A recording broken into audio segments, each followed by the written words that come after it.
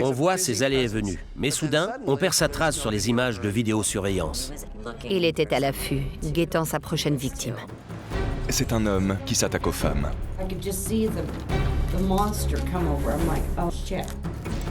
Il agit la nuit lorsqu'elles sont seules. On la retrouve à des kilomètres de là, sur un terrain vague. Il rôde et se déplace incognito de ville en ville. Et il devient de plus en plus sadique. La police ignore l'identité de ce monstre jusqu'à ce qu'un homme se mette à le traquer. Dès qu'il commettra sa première erreur, on le tiendra.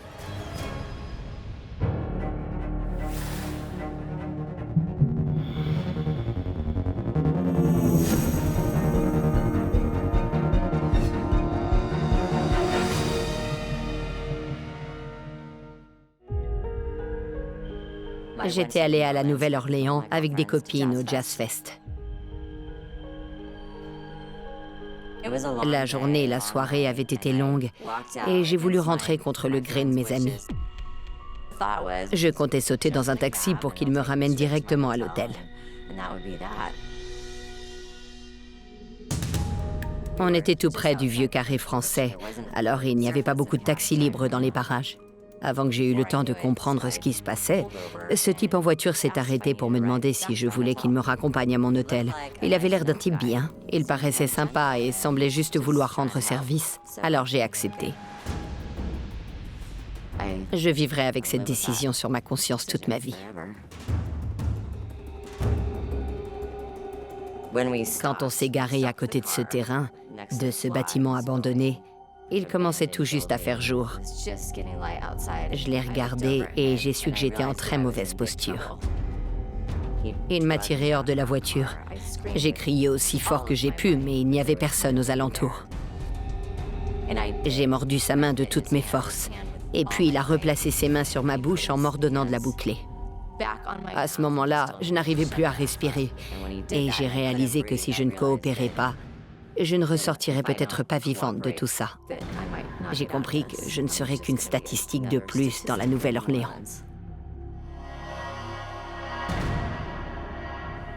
Je me croyais vraiment plus forte. J'ai eu honte de moi. Je n'étais qu'une poupée de chiffon. L'agresseur viole sauvagement Rachel, 31 ans, puis la laisse sur un terrain vague. Il est remonté dans sa voiture et il est parti. Moi, j'ai rassemblé mes affaires et j'ai marché vers la rue. Juste après l'agression, Rachel sort en titubant dans la rue. Un automobiliste qui passe par là la dépose au commissariat.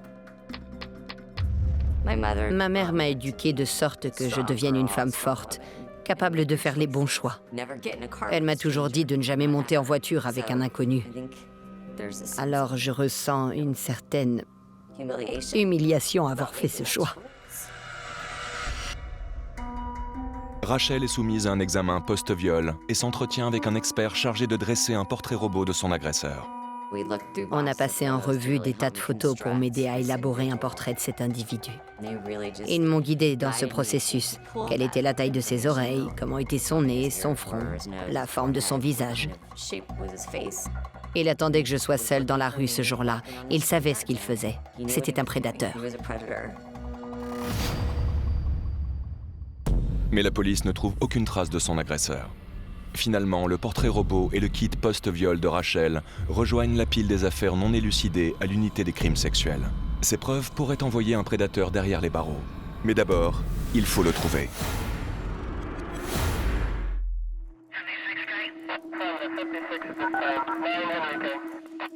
Miami-Dade County Police.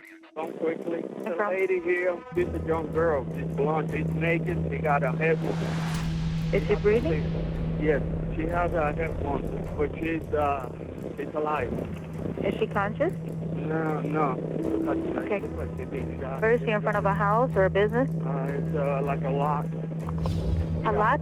Yeah. It's A vacant lot? Yes, a vacant lot, yeah.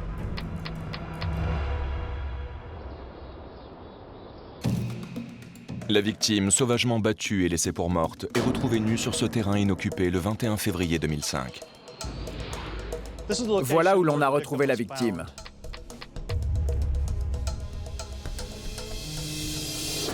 Nous pensons qu'on l'a jetée loin de la route et qu'elle a rampé jusqu'ici.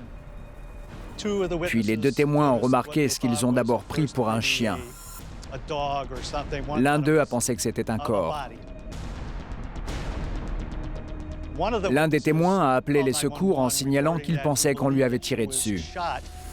On ignorait totalement qui elle était. Inconsciente, la victime est transportée par hélicoptère à l'hôpital. Là, le médecin urgentiste découvre les signes d'un viol brutal et recueille les preuves matérielles présentes sur son corps à l'aide d'un kit post-viol. Elle a été battue si violemment qu'elle est incapable de parler lorsqu'elle reprend connaissance 24 heures plus tard. À l'hôpital, elle a fini par réussir à écrire son nom. La victime est Tina Bunitska, 21 ans, employée de la compagnie de croisière Norwegian Cruise Line. Elle était ukrainienne.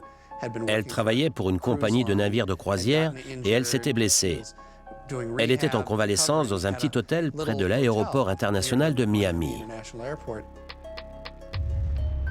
Elle séjournait ici, à l'Airport Regency Hotel. Elle n'a aucun souvenir de ce qui lui est arrivé. Elle avait une blessure assez importante, juste au-dessus d'un œil. Une blessure provoquée par un coup tellement violent que son orbite est broyée et qu'il faudra 7 opérations pour la réparer. Ce traumatisme ne lui laisse qu'un souvenir diffus de l'agression. Elle se rappelle la chambre dans laquelle elle séjournait, mais aucun détail de son agression. Dans la chambre, il n'y avait aucune preuve d'agression, ce qui n'a fait qu'épaissir le mystère. Les enquêteurs examinent les images de vidéosurveillance de l'hôtel datant du jour de l'agression à la recherche de preuves. Il y avait 16 caméras équipées d'un détecteur de mouvement dans l'hôtel. Et nous les avons toutes vérifiées. C'était une jeune femme sociable qui avait sympathisé avec le personnel de l'hôtel. Elle n'arrêtait pas d'entrer et de sortir. On voit ses allées et venues sur la vidéo de cette nuit-là. Mais soudain, on perd sa trace sur les images de vidéosurveillance. Sur la vidéo, je la vois entrer dans l'ascenseur pour monter dans sa chambre. On a appris qu'elle s'était rendue dans sa chambre grâce à sa clé magnétique. Pourtant, on la retrouve mystérieusement à des kilomètres de là, sur un terrain vague. Comment est-elle sortie de l'hôtel? 3 jours après l'agression, la victime se souvient de 2 hommes blancs, peut-être hispaniques, en train de la porter dans l'escalier de service jusqu'à une voiture qui les attend. Rien sur les images de vidéosurveillance ne corroborait les bribes de souvenirs qui lui revenaient. Nous avons vérifié son étage à la recherche d'une trace éventuelle de brin de corde ou de quoi que ce soit qui aurait permis de la transporter en bas. Mais on n'a rien trouvé. Je n'avais aucune preuve qu'elle avait quitté l'hôtel. C'est comme si elle s'était envolée. Après 6 mois de pistes infructueuses, l'enquête de la police de Miami-Dade débouche sur une impasse. L'affaire soulevant de vives interrogations, l'Airport Regency Hotel engage un détective privé pour découvrir ce qui s'est réellement passé.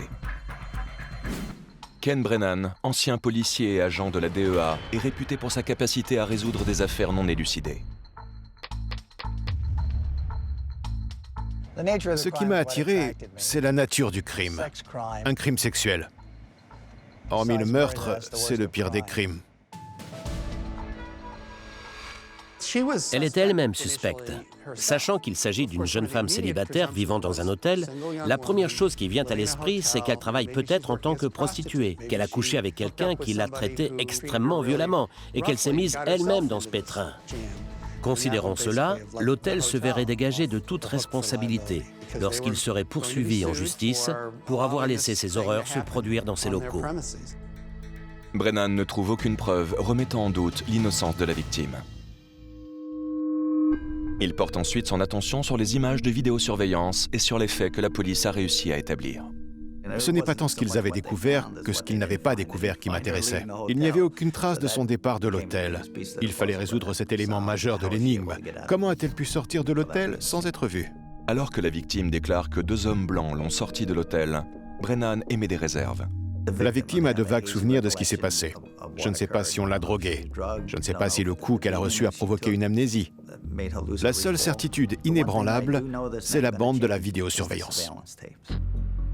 Brennan commence à examiner image par image la vidéosurveillance du soir de l'agression. C'est un processus très long et très fastidieux. D'abord, j'ai commencé par éliminer les personnes qui n'étaient pas là au moment où le crime s'est produit.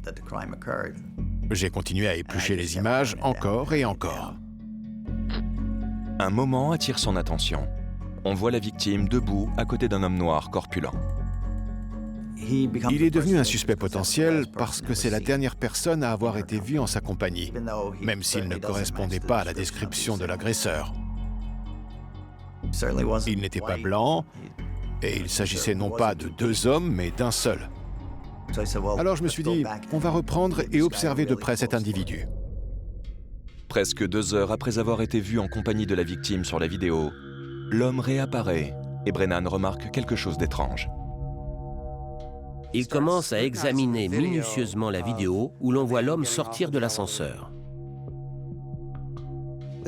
Le suspect sort de l'ascenseur. On le voit tirant une grosse valise. Et les roulettes de sa valise se coincent dans les rails de l'ascenseur. Il doit s'aider de son autre main et tirer fort sur sa valise.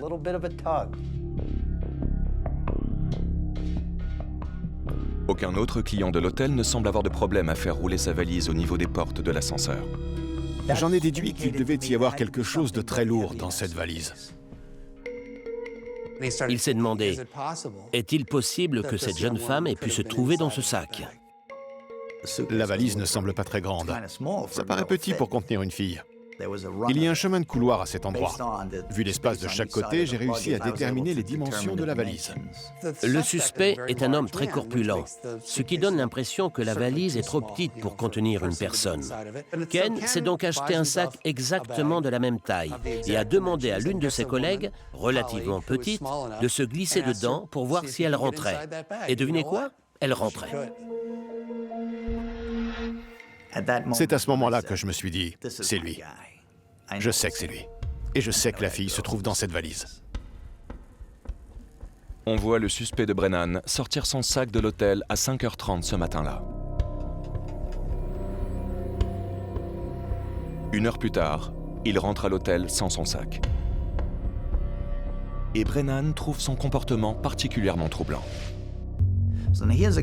Voilà un type qui croit qu'il vient de tuer une femme, qui l'enferme dans une valise et la sort de l'hôtel comme si de rien n'était. Il n'est pas nerveux, il n'est pas circonspect, il n'est pas sur le qui-vive. En principe, dans un crime violent, le suspect est ébranlé ou nerveux. Là, le type se montre calme, détendu et serein.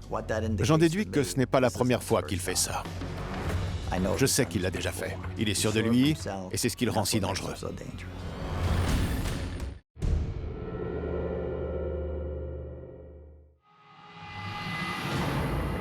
Ken Brennan est certain que son suspect est un violeur en série qui a sauvagement agressé cette femme dans un hôtel de Miami et l'a laissée pour morte. Il sait à quoi ressemble cet homme, mais le personnel de l'hôtel ne se souvient pas de lui, et les registres ne révèlent aucun indice. Brennan a un visage, mais pas de nom. Alors il se penche de nouveau sur la seule preuve dont il dispose, les bandes de vidéosurveillance. En examinant la vidéo, je le vois parler avec un autre homme noir. Un ami, peut-être un collègue.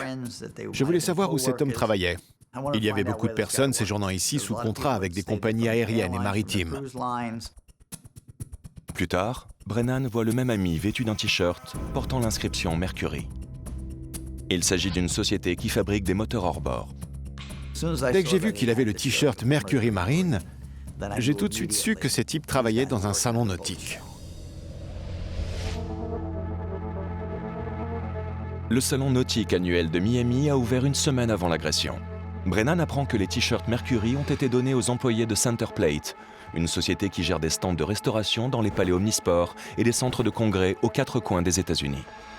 Centerplate a dépêché à Miami des centaines d'employés venus de tout le pays. J'ai contacté la direction des ressources humaines de Centerplate et j'ai dit « Il y a bien quelqu'un qui doit se souvenir d'un homme noir de 150 kilos avec de grosses lunettes épaisses. » Environ 2 semaines plus tard, les responsables de Centerplate m'appellent pour me dire que certaines personnes de la société se souviennent qu'un homme correspondant à cette description a été embauché et qu'il venait a priori de la Nouvelle-Orléans. Mais il y a un problème colossal. 2 mois auparavant, l'ouragan Katrina a dévasté la Nouvelle-Orléans. Trouver quelqu'un là-bas s'annonce quasiment impossible. Mais c'est sans compter sur la détermination de Brennan, qui appelle à la rescousse un vieil ami, le capitaine Ernest Dema. Après le passage de Katrina, 90% de la ville se trouve sous les eaux. Alors si vous étiez à la recherche de quelqu'un, vous ne saviez pas où regarder. La ville était en plein désarroi. On nous acheminait des cars, les gens montaient dedans. Et une fois à bord, ils ne savaient même pas où ils allaient. Ils étaient envoyés aux 4 coins des États-Unis. Le capitaine Dema apprend que le suspect travaillait à l'espace restauration du Superdome lorsque l'ouragan a frappé. Mais comme tout le monde, il est parti pour une destination inconnue. J'ai passé quelques appels au bureau du shérif. Je lui ai décrit la personne que je recherchais. Je lui ai dit qu'il travaillait pour Centerplate et je lui ai demandé s'il pouvait juste me donner un nom. Il m'a répondu qu'il y avait une seule personne qui correspondait à cette description et que cet homme s'appelait Michael Jones. Brennan vérifie les registres de l'hôtel datant de l'époque de l'agression, soit 7 mois auparavant. Il découvre qu'un certain Michael Lee Jones a séjourné dans la chambre 525 à cette période. Il est indiqué qu'il travaillait pour Centerplate. Mais sa carte bancaire a été annulée. La photocopie de sa carte d'identité est sombre. Il ne vit plus à l'adresse mentionnée et ne travaille plus pour la société indiquée. Toutes ces pistes ne mènent nulle part. Certes, il a un nom, mais c'est l'un des noms les plus courants aux États-Unis. Mais Brennan a le pressentiment qu'il travaille toujours dans le même secteur professionnel. La possibilité de se déplacer de ville en ville incognito est une couverture idéale pour un violeur en série. Quel meilleur métier pour un violeur ou un meurtrier que celui qu'il pratique? Ce type a un travail qui lui permet de voyager de ville en ville, de rester suffisamment longtemps quelque part pour trouver une femme qu'il veut agresser, commettre son crime et quitter la ville. Brennan dresse une liste des plus grandes sociétés de restauration du pays et entreprend de les appeler une par une. Chose incroyable, son pressentiment s'avère payant. Michael Lee Jones tient l'espace restauration d'un stade de baseball de 2e division à Frederick, dans le Maryland. Brennan appelle le détective Foote. Je lui ai dit, écoute, il faut qu'on aille voir ce type et qu'on prélève son ADN. Il m'a répondu, mais Ken, on recherche 2 hommes blancs. J'ai dit, je sais, mais je suis sûr que c'est notre type. Je sais que c'est lui.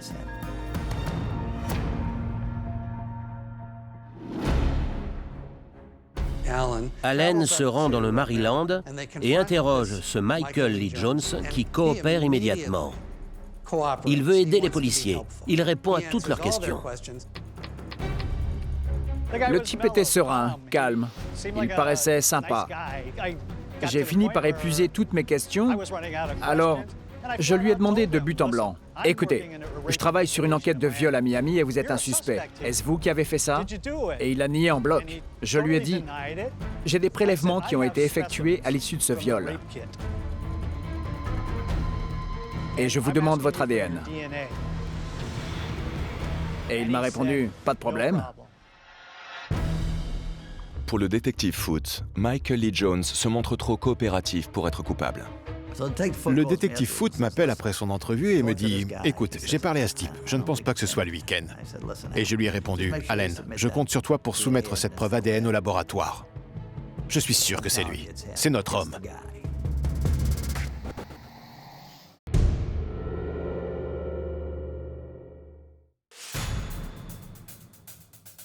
Plus d'1 an s'est écoulé depuis que la victime de Miami a été violée, sauvagement battue et laissée pour morte.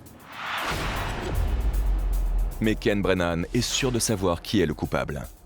L'homme qui a quitté l'hôtel ce matin-là en traînant un sac qui semblait trop lourd. Mais les policiers de Miami-Dade ne sont toujours pas convaincus.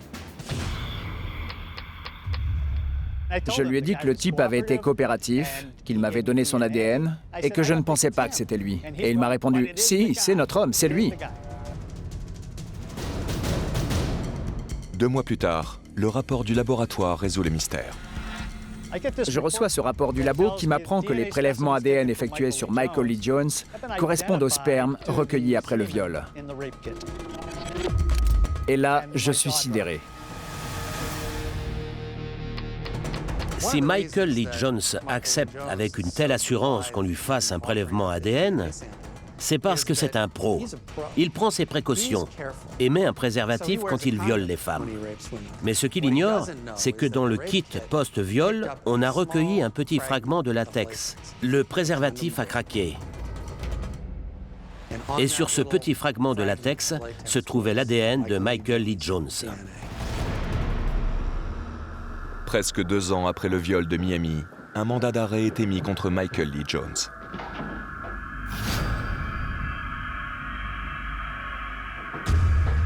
Le détective Foote demande à Ken Brennan de l'aider pour l'interrogatoire. Parce que Brennan connaît l'affaire sur le bout des doigts.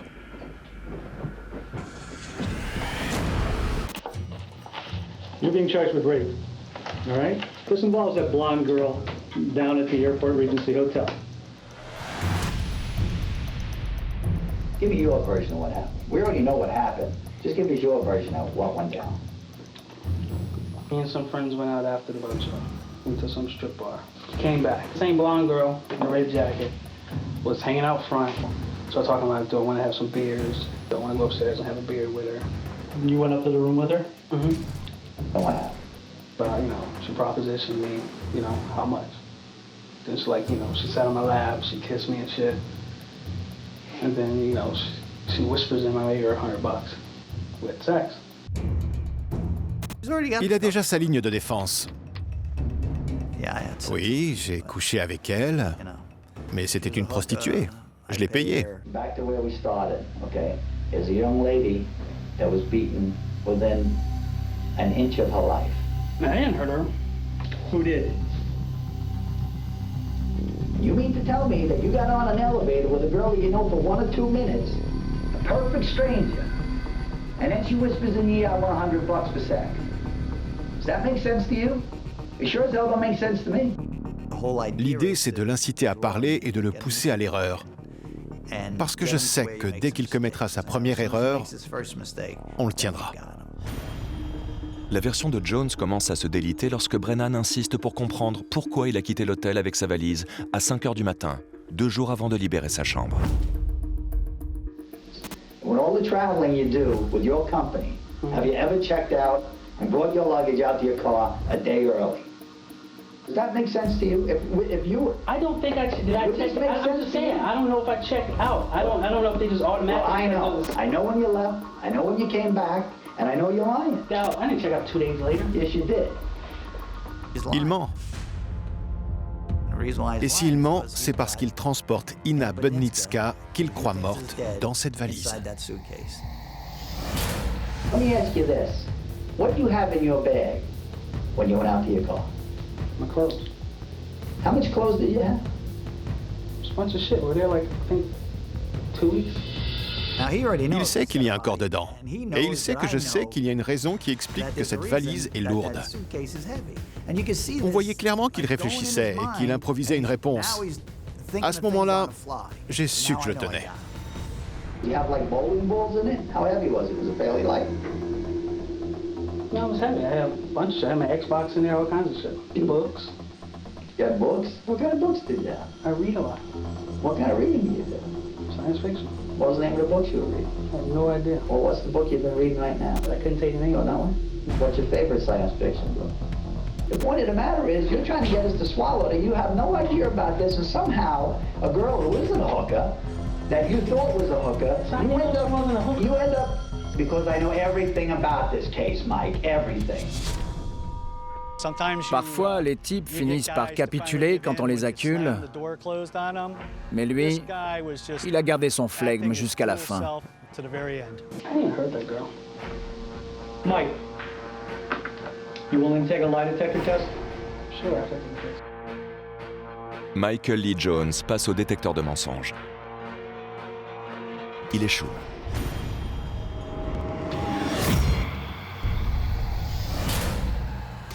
Le parquet doit désormais prouver non pas que Michael Lee Jones a couché avec cette fille, mais qu'il l'a rouée de coups et que les rapports n'étaient pas consentants.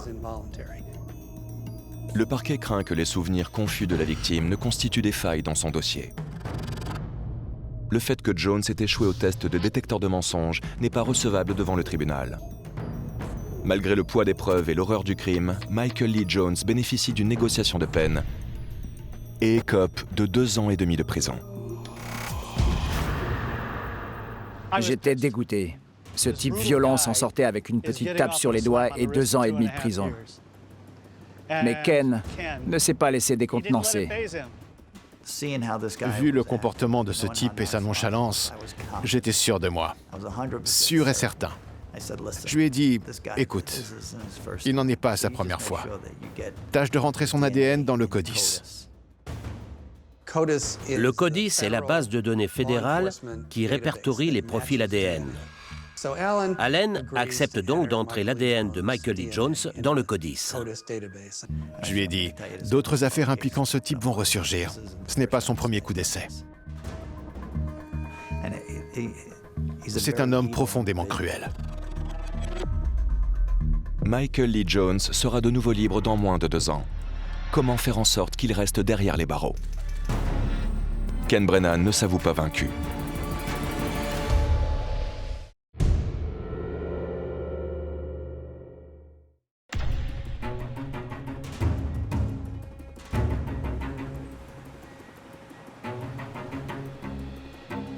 Cela fait 5 ans que Rachel s'est fait raccompagner en voiture tard dans la nuit par un automobiliste avenant qui l'a ensuite violemment agressé sur un terrain vague de la Nouvelle-Orléans. Enfin, la base de données ADN a identifié son violeur. J'étais sans nouvelles depuis des années. Puis ils m'ont dit qu'ils avaient trouvé une correspondance avec mon affaire. Et ils m'ont demandé de parcourir une série de photos pour voir si je reconnaissais mon agresseur. Un détective m'a montré 6 photos, et là je l'ai reconnu. Mike Jones. L'ADN de Michael Lee Jones correspond aux preuves collectées par le kit post-viol de Rachel. Et dans seulement quelques mois, il sortira de sa prison de Floride. J'ai eu l'impression que c'était un professionnel. Il attendait que je sois seule dans la rue ce jour-là. Il savait ce qu'il faisait.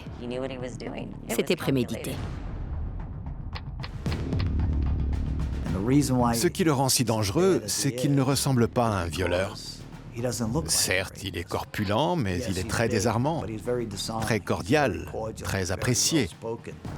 C'est un type sympa. Ce qu'il souhaite par-dessus tout, c'est continuer à commettre ses crimes. Et son seul moyen d'y parvenir, c'est de parfaire sa technique. Alors que Rachel identifie son agresseur à la Nouvelle-Orléans, la base de données ADN du FBI trouve une autre correspondance. Une agression presque identique à celle de Rachel, dans une ville située à des milliers de kilomètres.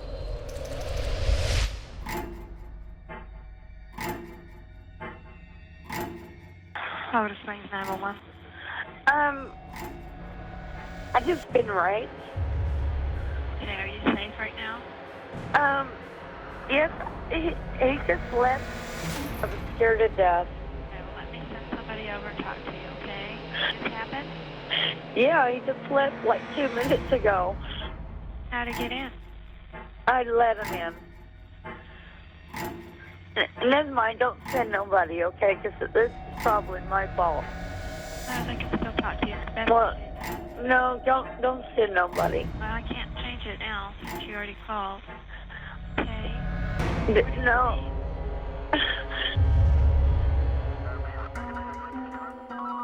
En décembre 2005, Jennifer Rosler, 41 ans, est violée à Colorado Springs.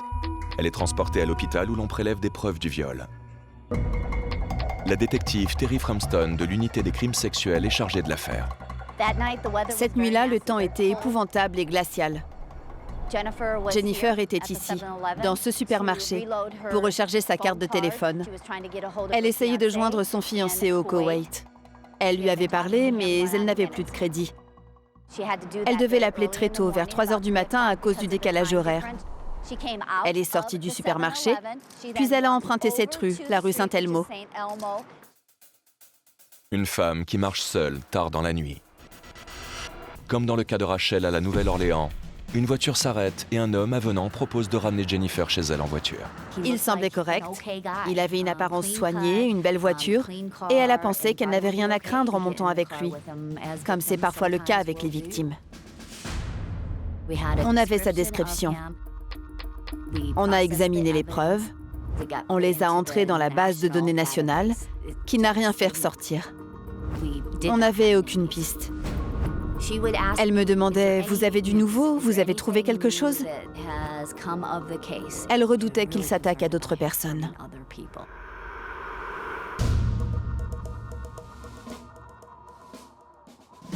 Deux ans après l'agression, la base de données du FBI trouve une correspondance. La détective Ramston fait venir Jennifer pour identifier le suspect, confondu par son ADN. Elle se souvient encore très clairement des détails de ce jour-là. He asked for some water. I let him in. I'm thinking, he gave me a ride home. It was snowing. At least I could do is give him a glass of water. And when I asked him to leave, that's when he says, I'm not going anywhere. And that's when he pushed me on the couch. And he was like Jekyll and Hyde.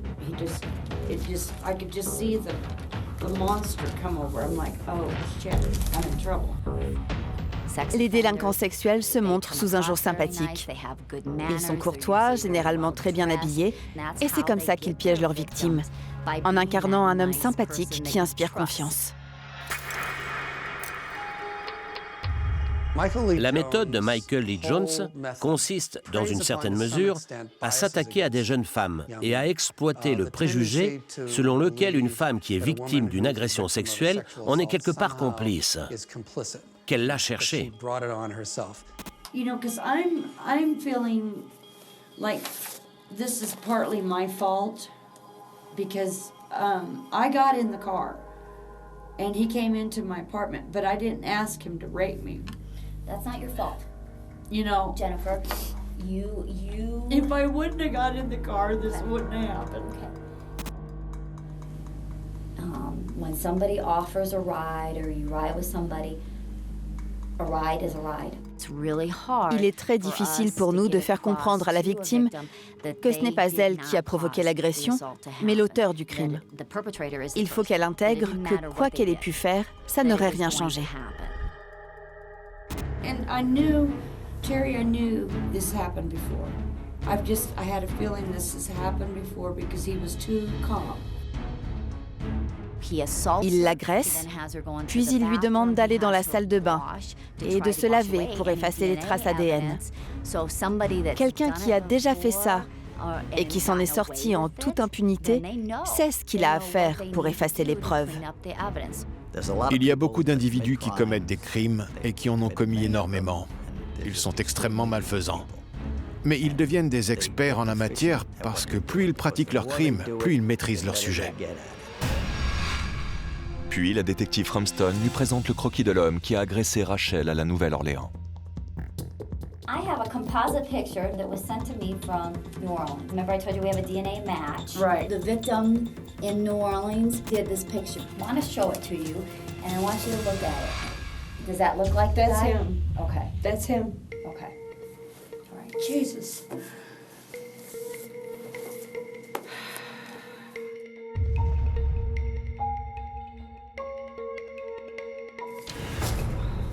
That's him. No doubt. I think the only way that I'm going to work through this totally is to see him nailed. I just want you to catch this guy. And you know what? I'm working really hard. I know you are. I want him caught. Okay. I do not want another woman to go through what I went through. Trois femmes, dans trois États différents, ont formellement identifié Michael Lee Jones comme l'homme qui les a violées. Désormais, une course contre la montre s'engage. Le procureur de Colorado Springs doit obtenir une condamnation pour garder ce dangereux violeur en série derrière les barreaux. Mais l'affaire Jennifer Rosler va prendre une tournure inattendue et tragique.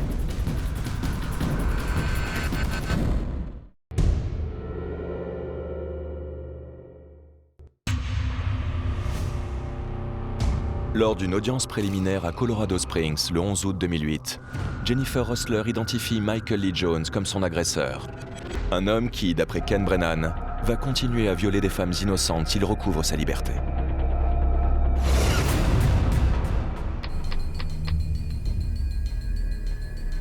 Il réfléchit en permanence à la manière de se perfectionner par rapport au dernier acte qu'il a commis. Il y pense des centaines de fois au cours de la journée, des milliers de fois. Et à chaque fois, il devient plus compétent. C'est pour cette raison qu'il est très important de pouvoir arrêter un type comme lui.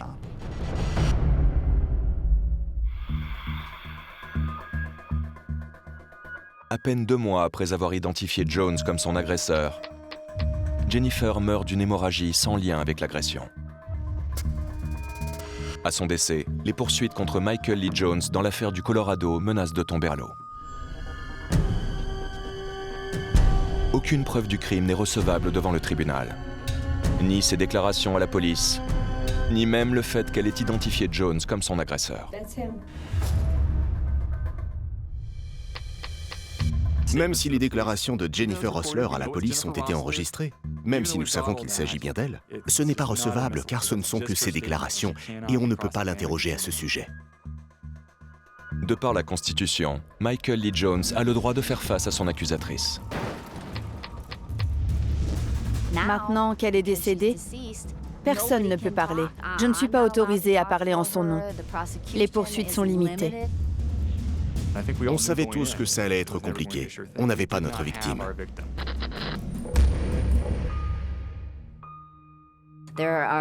Certaines affaires vous touchent profondément.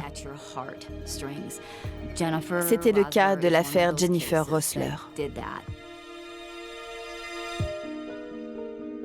Les affaires de viol sont difficiles à poursuivre en justice parce que la victime doit prouver que le rapport sexuel n'était pas consenti. La seule preuve du crime perpétré à l'encontre de Jennifer Rosler qui subsiste est l'ADN qui la lie à Michael Lee Jones. Le parquet doit maintenant compter sur le témoignage des autres femmes figurant dans la base de données ADN pour prouver que Jones est déjà connu pour avoir commis de violentes agressions sexuelles. J'essayais non seulement de prouver l'agression à l'encontre de Jennifer Rosler, mais également les agressions à l'encontre de ces autres femmes. Il nous fallait montrer qu'on retrouvait les mêmes constantes dans son comportement. Pour démontrer que Michael Lee Jones est un violeur, l'accusation fait venir Ina de Miami et Rachel de la Nouvelle-Orléans pour témoigner au nom de Jennifer. Le procès débute en juin 2009. Michael Lee Jones s'en tenait à sa ligne de défense. Il disait « C'était toutes des prostituées ». Alors, quand la victime de la Nouvelle-Orléans est arrivée, elle a fait forte impression. L'indignation face au viol qu'elle avait subi et à la violence avec laquelle elle avait été traitée était clairement palpable dans la salle d'audience. Je voulais que le monde entier sache qu'il avait fait cette horrible chose. Le moment crucial du procès survient lorsque l'on présente au jury un portrait robot dressé 6 ans plus tôt à l'aide de Rachel, qui était alors extrêmement traumatisée. Le portrait est parfaitement ressemblant. Michael Lee Jones est assis là, on présente le portrait au jury. Et là, on voit l'expression de leur visage qui semble dire « Waouh, il ressemble comme 2 gouttes d'eau au portrait ». Il n'a pas réagi. Il était assis là, stoïque. Je l'ai regardé droit dans les yeux, je l'ai pointé du doigt et j'ai souri. J'ai souri parce que je savais qu'on y était, que c'était bel et bien lui.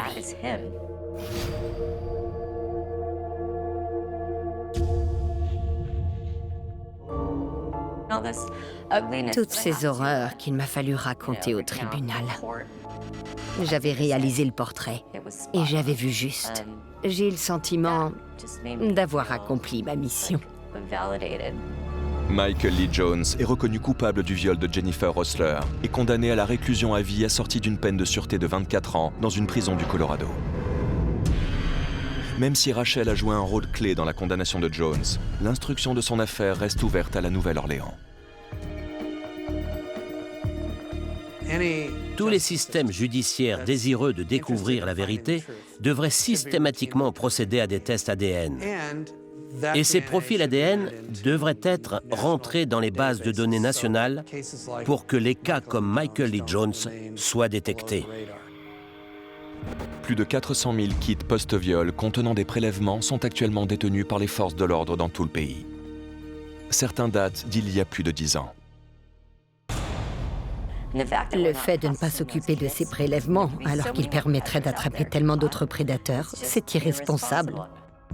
Mais je veux que les femmes sachent que c'est à elles que revient la responsabilité de parler pour aider la police à pincer ces agresseurs, parce qu'ils sont tellement nombreux dehors et ils vont continuer à sévir.